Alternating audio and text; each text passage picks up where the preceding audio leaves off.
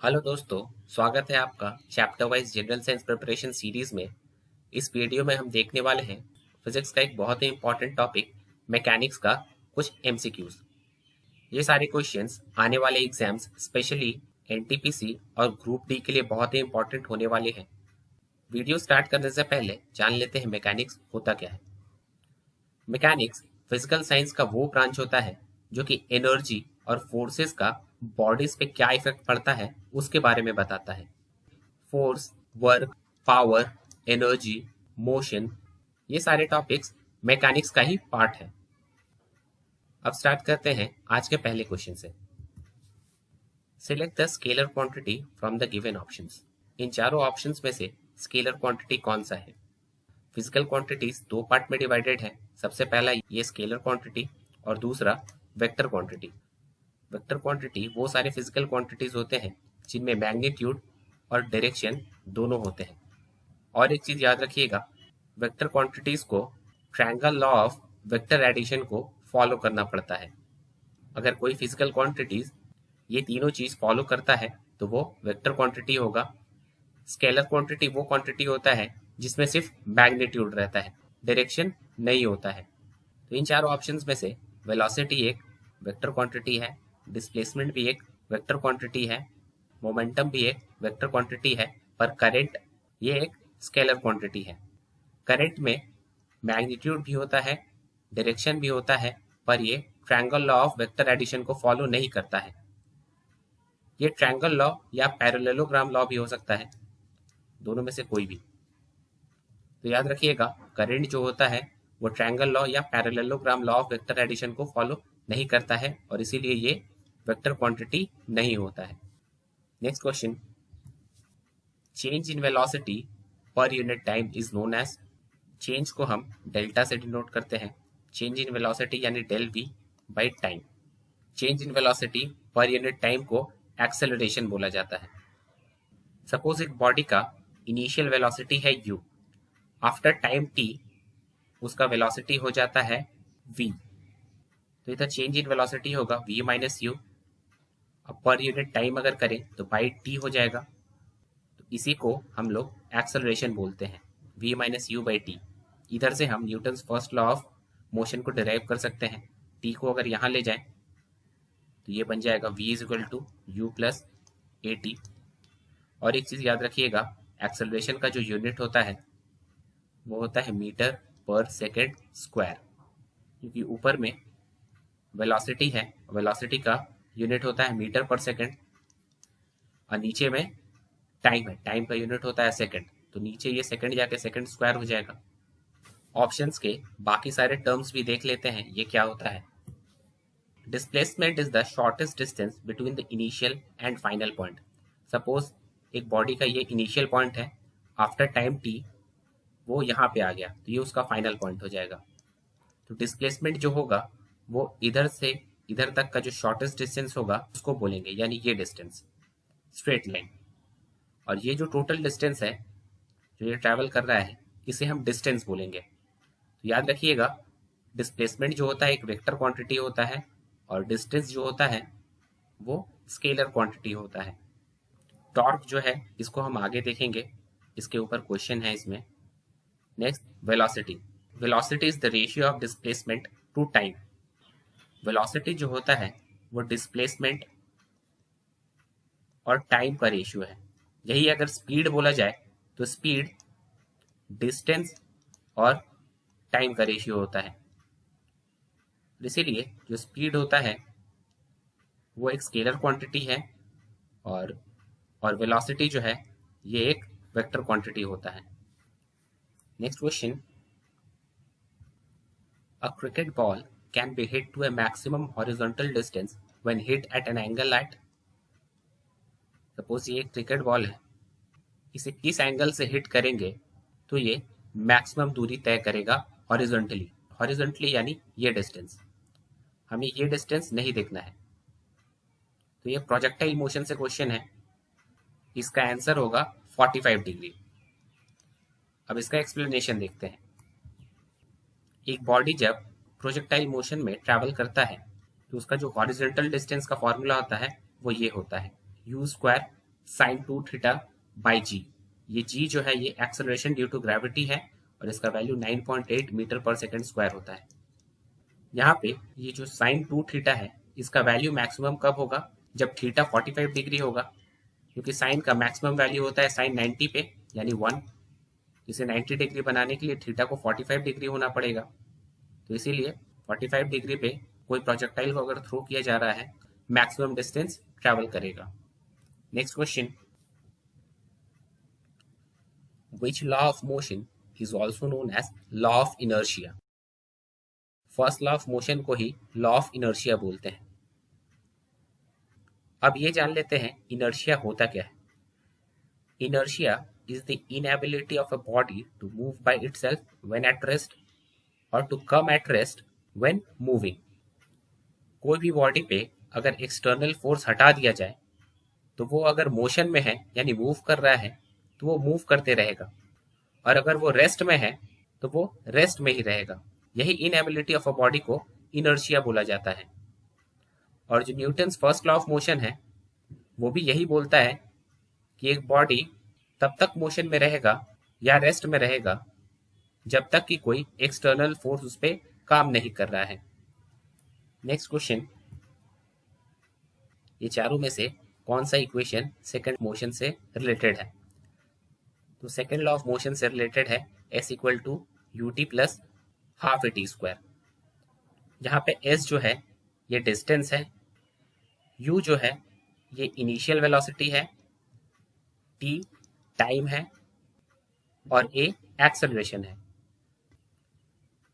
Recoiling of a gun is an application of, बहुत easy question है। Recoiling of a gun ये application है Newton का third law of motion का। Newton का जो थर्ड लॉ है वो बोलता है for every action there is an equal and opposite reaction. और एक चीज याद रखिएगा, न्यूटन का जो थर्ड लॉ होता है उसका जो एक्शन और रिएक्शन होता है वो दोनों डिफरेंट बॉडीज पे होता है। आप एक बोट वाला एग्जांपल देख लीजिए। बोट से जब एक व्यक्ति रिवर के बैंक पे उतरता है वो पहला पैर रिवर बैंक पे रखेगा और दूसरे पैर से बोट को पीछे ठेलता है। उसका एक्शन हो रहा है रिवर बैंक पे और रिएक्शन हो रहा है बोट पे। दोनों अलग अलग बॉडी है। ये सारे Newton's third law of motion का एप्लीकेशन है। Recoiling of gun, swimming, walking भी न्यूटन का थर्ड लॉ का एप्लीकेशन ही है। Rowing a boat. और एक चीज ध्यान दीजिएगा, working of a rocket is based on Newton's third law and the conservation of linear momentum. Exam में जब भी वर्किंग ऑफ रॉकेट का देता है एप्लीकेशन उसमें कंजर्वेशन ऑफ लीनियर मोमेंटम ही देता है ऑप्शन में। तो याद रखिएगा, working of a rocket conservation of linear momentum भी होता है। Next question, change in linear momentum is known as, ये बहुत बार क्वेश्चन रिपीट होता है एग्जाम्स में। तो change in linear momentum impulse को बोला जाता है। इम्पल्स एक फोर्स होता है जो कि बहुत ही स्मॉल इंटरवल ऑफ टाइम के लिए किसी बॉडी पे एक्ट करता है। इम्पल्स का फॉर्मूला है force into delta time. Delta यानी बहुत बहुत छोटे समय के लिए। अब देखते हैं इम्पल्स को चेंज इन लीनियर मोमेंटम क्यों बोला जाता है। फोर्स का सेकंड लॉ के अकॉर्डिंग फॉर्मूला बनता है मास इनटू एक्सेलरेशन ma।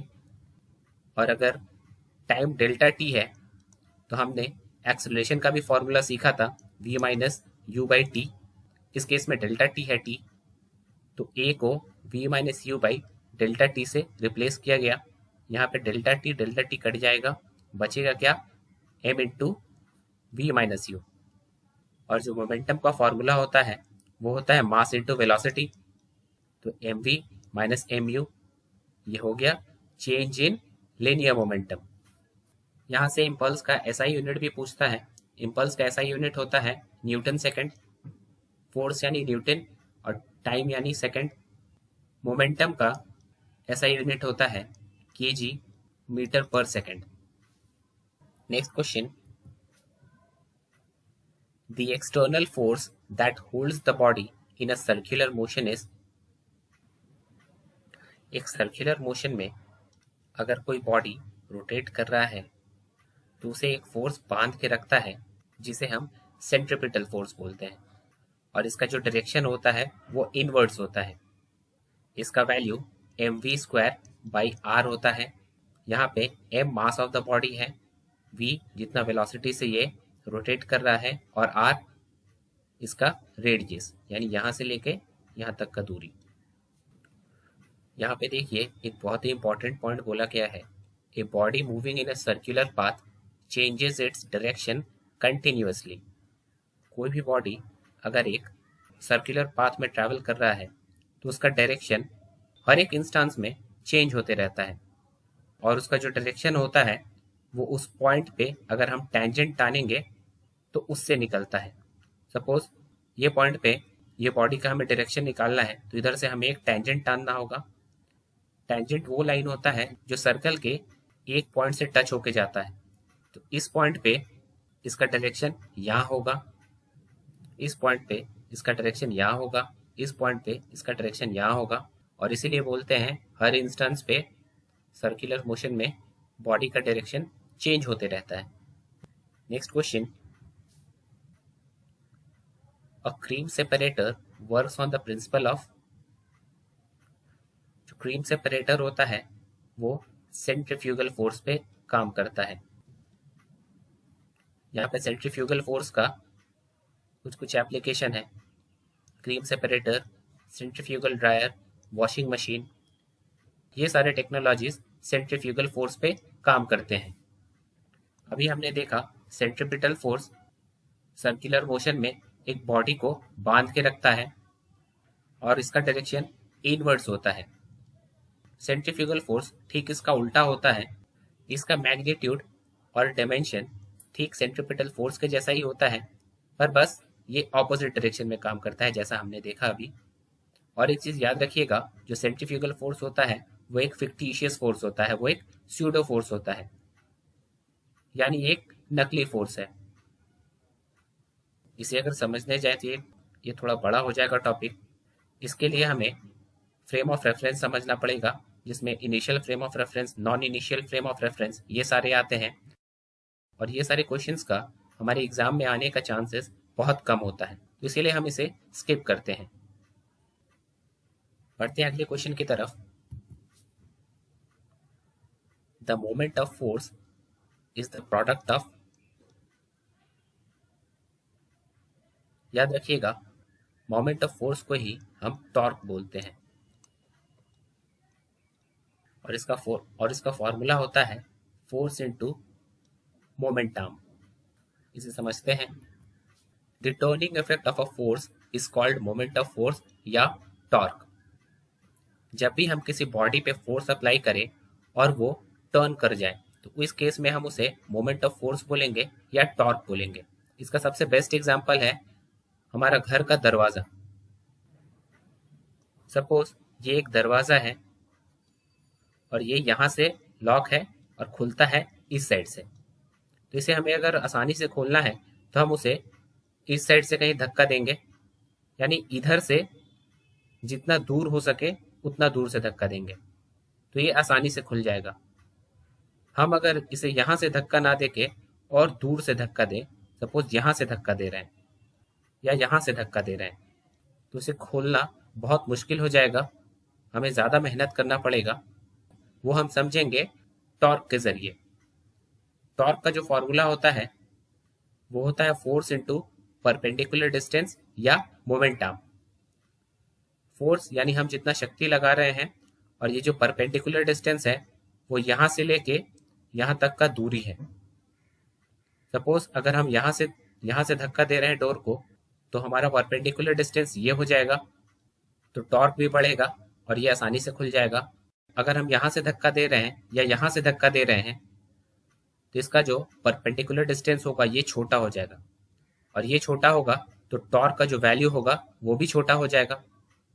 तो इसीलिए यहाँ से दरवाज़ा खोलने में ज़्यादा मेहनत लगेगा।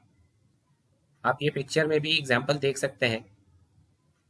इस लेवर को घुमा रहा है और ये इसे एकदम कोने में पकड़ा हुआ है, क्योंकि यहाँ से यहाँ का परपेंडिकुलर डिस्टेंस ज़्यादा है। अगर वो इस लेवर को यहाँ से पकड़ के ढकेले तो इसे ज़्यादा मेहनत लगेगा, क्योंकि जो डिस्टेंस है वो कम हो जा रहा है। तो ये था इस वीडियो का लास्ट क्वेश्चन। इसके अगले पार्ट में बचा हुआ 10 क्वेश्चन देखेंगे हम।